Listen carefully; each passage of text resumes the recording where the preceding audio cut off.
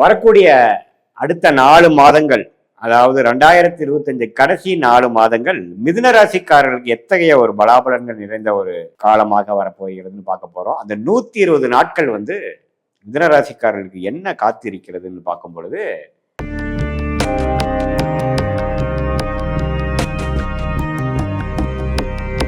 Scientific வேதிக் astrology முறையில நம்ம துல்லியமா பார்க்கும் பொழுது, அந்த கோச்சார் அமைப்பு எப்படி இருக்குன்னு பார்க்கும் பொழுது, சனிக்கு 10ஆம் இடத்துல, அதாவது சந்திரனுக்கு 10ஆம் இடத்துல சனி பகவான் இருப்பது பார்த்தீங்கன்னா, தொழில் வேலை விஷயத்துல ஒரு பெரிய மாற்றங்கள் நிறைந்ததாகவே தான் ஒரு 4 மாசமாக வந்து கொண்டிருக்கிறது.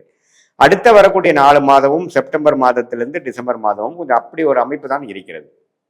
இப்ப பாத்தீங்கன்னா செப்டம்பர் 1ஆம் தேதியிலிருந்து டிசம்பர் 31 வரைக்கும் அந்த 4 மாதங்கள் 120 நாட்கள் எப்படி இருக்குன்னு பாத்தீங்கன்னா, 10ஆம் இடம் என்று சொல்லப்படுகிற தொழில் ஸ்தானத்திலே சனி பகவான் இருக்கும் பொழுது வேலை நிமித்தமாக அதிக ஃபோக்கஸ், அதிக முக்கியத்துவம், அதிக ஈடுபாடு, அதுல நிறைய ஃபோக்கஸு, நிறைய டைம் நம்ம ஸ்பெண்ட் பண்ணக்கூடிய விஷயங்கள், புரட்சிகள் செய்யக்கூடிய அமைப்புகள் கொடுக்குது. இதே மாணவர்களா இருந்தாலும் அவங்களோட வேலையில, அவங்களோட படிப்புல அவங்களுக்கு என்ன கையில இருக்கோ அதுல சிரத்தையா செய்யக்கூடிய அமைப்புகள் கொடுக்குது. இதே முதியோர்கள் பார்த்தீங்கன்னா அவங்களுடைய கடமைகளை செய்யக்கூடிய அமைப்பை கொஞ்சம் எடுத்து பண்ணுவாங்க.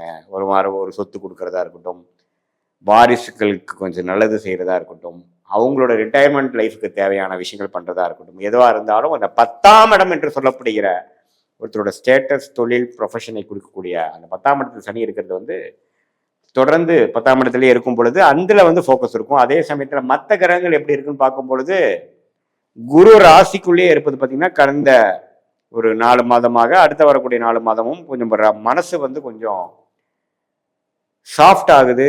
கொஞ்சம் பழைய டிஸ்டர்பன்ஸ்லாம் இல்லாமல் கொஞ்சம் தெளிவான சிந்தனை வரைகிறது. ஸோ கொஞ்சம் செயல்திறன் அதிகமாகிறது. வேலையில் இது வரைக்கும் நம்ம என்ன மிஸ் பண்ணமோ, என்ன கான்சென்ட்ரேஷன் மிஸ் பண்ணமோ அதெல்லாம் கொஞ்சம் செய்யணும். பழைய மாதிரி நம்ம தப்பு செய்யக்கூடாதுங்கிற மாதிரி ஒரு நல்ல புத்தி, நல்ல உணர்வை கொடுக்கக்கூடிய ஒரு காலகட்டமாக மிதுன ராசிக்காரர்களுக்கு வருகிறது. ராகு 9ஆம் இடத்திலும் கேது 3ஆம் இடத்துல வருவது நல்லது. ஏன்னா 4ஆம் இடத்துல கேது இருந்து இடம் சார்ந்த விஷயத்துல சில பிரச்சனைகள், தாயார், அதுல எல்லாம் கொஞ்சம் கவனம் செலுத்தக்கூடிய அமைப்புகள் கொடுத்துட்டு இருந்தது 3க்கு வந்து விட்டது.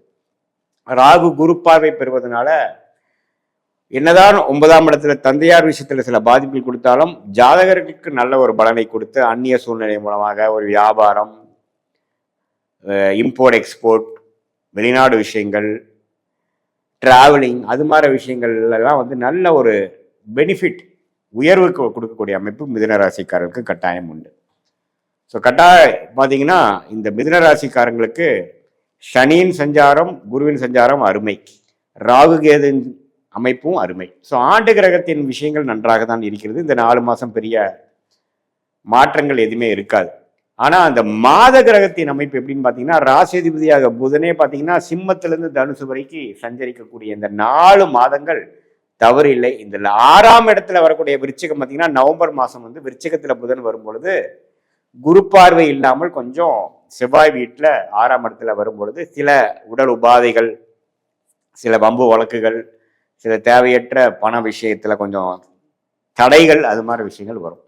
அது ஒரு 15-20 நாட்கள் தான் இருக்குமே ஒழிய ஓவராலாக பார்த்தீங்கன்னா சனியின் சஞ்சாரம் நல்லா இருக்கு. செவ்வாய் 6ஆம் இடத்துல வரும்பொழுது கொஞ்சம் வம்பு வழக்குகள் அது மாதிரி கொடுக்கும். ஸோ உங்களுக்கு புதன், செவ்வாய் அது மாதிரி கிரகத்தோட அமைப்புகளும் ஓரளவுக்கு பரவாயில்லை. சூரியன், சுக்கிரனோட சஞ்சாரமும் தவறில்லை.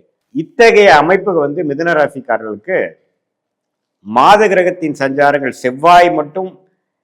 செவ்வாயும் புதனும் 6ஆம் இடத்துக்கு வருவது மட்டும் கொஞ்சம் உடல் உபாதைகள், கொடுக்கல் வாங்கல் விஷயத்துல வம்பு வழக்குகள்ல கொடுக்கக்கூடிய அமைப்புகள் இருக்குதே ஒழிய மற்ற கிரகத்தின் சஞ்சாரங்கள் நல்லா இருக்கு. ஸோ அந்த அக்டோபர் மிடில், நவம்பர் மிடில் வரைக்கும் அந்த ஒரு 30 நாட்கள் மட்டும் கொஞ்சம் ஒரு மாதிரி சுமாரான அமைப்பு இருக்கு தவிர மற்றபடி இந்த 120 நாட்கள்ல ஓரளவுக்கு நல்ல பலன்களை கொடுக்கக்கூடிய அமைப்பு கட்டாயம் மிதுன ராசிக்காரருக்கு உண்டு. ஸோ அதனால தவறு இல்லை. ராசி அதிபதியின் சஞ்சாரம் பரவாயில்லை, ஆண்டு கிரகத்தின் விஷயங்கள் பரவாயில்லாம இருக்கு. அதே சமயத்தில் ராகு கேதுகள் 3-9 இருக்குதும் தவறில்லை. ஸோ இதே திருமண விஷயங்கள், இதுவரை பல வருடமாக திருமணம் எதிர்பார்த்திருக்கிறவங்களுக்கு திருமண விஷயங்கள் நடப்பது, காதல் கை வருவது. ஏன்னா பார்த்தீங்கன்னா சுக்கிரனே 5ஆம் இடத்துல செப்டம்பர் மாதம் வருகிறார், அது குரு பார்வை வருகிறார். ஸோ செப்டம்பர் மாதத்துல திருமண விஷயத்துக்கு வேணுங்கிற அந்த காதல் விஷயங்கள், காதல் வந்து திருமணமாக கன்வெர்ட் ஆகாத விஷயங்கள்லாம் இருக்கக்கூடிய சில பேருக்குலாம் பார்த்தீங்கன்னா ஒரு நல்ல அமைப்பு, பேரண்ட்ஸ் மூலமாக ஒரு சப்போர்ட் கிடைக்கிறது, பேரண்ட்ன்றது ஒரு பர்மிஷன் கிடைக்கிறது, அது எல்லாமே பாசிட்டிவாக வரக்கூடிய அமைப்புக்கு. சில பேருக்கு பார்த்தீங்கன்னா புதுசாக காதல் வயப்படுறது, நட்பு காதலாக மாறுவது, அது மாதிரி நல்ல அமைப்புகள் வந்து மிதுன ராசிக்காரர்களுக்கு இந்த 4 மாதங்கள் 120 நாட்கள் நல்லா கொடுக்கக்கூடிய அமைப்புகள் உண்டு. அதே சமயத்தில் வெளிநாடு போகணும்னு ட்ரை பண்ணுறவங்களுக்கு ஒரு வெளிநாடு போகக்கூடாது. குறிப்பாக ராகு திசை கேது திசை நடக்கிறவங்களுக்கு கொஞ்சம் வாய்ப்புகள் உண்டு. புதுசாக தொழில் அமைக்கணும், ஒரு வேலையில் இருக்கிறோம், புதுசாக ஒரு தொழில் ஸ்டார்ட் பண்ணணும்னு நினைக்கிறவங்களுக்கு தொழில் போகக்கூடிய அமைப்புகள். இதுவரை சைடில் ஒரு தொழில் ஆரம்பிக்கிறது, ஒரு பங்குதாரர் மூலமாக இன்னொரு தொழில் ஆரம்பிக்கிறது, ஒரு புதிய பிரான்ச் போடுறது, புதிய டிவிஷன் போடுறது, அது மாதிரி விஷயங்கள்லாம் நிறைய முதலே சொன்ன மாதிரி குரோத் ஓரியன்டாக வேலை தொழிலில் அதிக புரட்சிகள் செய்யக்கூடிய ஒரு அருமையான காலகட்டமாக இந்த 4 மாதமும் தொடர்ந்து மிதுன ராசிக்காரர்களுக்கு இருக்கக்கூடிய அமைப்புகள் இருக்கு. இதில் பார்த்தீங்கன்னா மெயினாக இந்த மீடியா துறையில், டெக்ஸ்டைல்ஸ் துறையில், இந்த லக்ஸுரி ஐட்டம் துறையில், ரிசார்ட்ஸ் அது மாதிரி பெரிய ஹோட்டல்ஸ்லாம் வச்சுருக்கிறவங்களுக்குலாம் பார்த்தீங்கன்னா நல்ல ஒரு மேன்மை, அவங்களுடைய பிராண்டிங் ஆகுறது, ஜுவல்ஸ் பிஸ்னஸில் இருக்கிறவங்க, கோல்டு பிஸ்னஸ் இருக்கிறவங்களுக்குலாம் நல்ல க்ரோத் ஆகக்கூடிய அமைப்புகள். இது எல்லாமே வந்து அந்த செப்டம்பர் மாதத்திலிருந்து வரக்கூடிய அந்த டிசம்பர் மாதம் வரைக்கும் கொஞ்சம் நல்லாவே மிதுன ராசிக்காரர்களுக்கு இருக்கு. ஸோ தொழில் அமைப்புகள் நல்லா இருக்கு. மாணவர்களுக்கு வந்து படிக்கக்கூடிய விஷயத்துல தப்பு இல்லை.